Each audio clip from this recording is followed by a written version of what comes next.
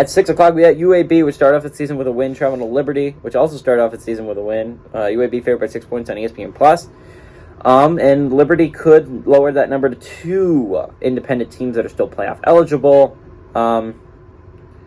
Liberty is a tough football. It looked good last week against Southern Miss, able to eke out a victory against a good Southern Mississippi team. But Frank Gore Jr., you're going to definitely have to work on your ground game. And UAB is one of the last 3 remaining playoff contenders in Conference USA. It's the conference that has the least amount of teams standing, that's for sure. It's going to be interesting here for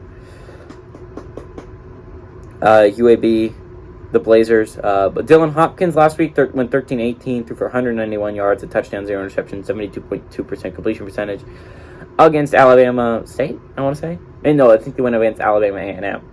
Jermaine Brown Jr. through the air had on the ground had 10 carries for 114 yards, a touchdown, and Tijuan Palmer had 4 catches for 57 yards. Kaiden Salter, I hardly know her. He's the new quarterback for Liberty after Malik Willis left. He went 8 of 13 last week, threw for 148 yards, 2 touchdowns, 1 interception, and a 61.5% completion percentage. Wasn't a lot, but it was enough to pull off the victory against Southern Mississippi in a hard-fought victory. Kaiden Salter also led his team on the ground, had 9 carries for 65 yards, and Demario Douglas had 5 catches for 97 yards and 2 touchdowns. Liberty leads the series 1-0 all time. In 2021, they won with Malik Willis at quarterback, 36-21 at UAB.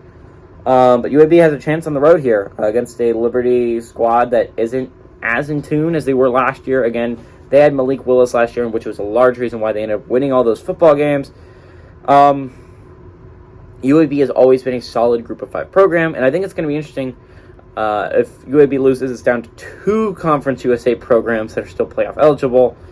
And if Liberty loses, there's down to 2 independents. It's not as impressive because the other independents outside of Army are just not all that good, with teams like UMass and UConn.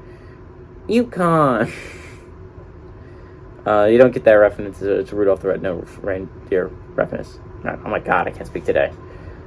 And New Mexico State. Like, those are the teams that are really the other teams that have been eliminated, and it's just, like, not that impressive. Liberty losing would lower that number to 2, and that'd be BYU and Notre Dame. I think it's going to be an interesting game here. I think it's going to be one of the low-key better matchups of the day. I think this is going to be a close ball game, but I think UAB wins this one, and I think they win it by barely more than 6. I think they're going to win by 10, maybe.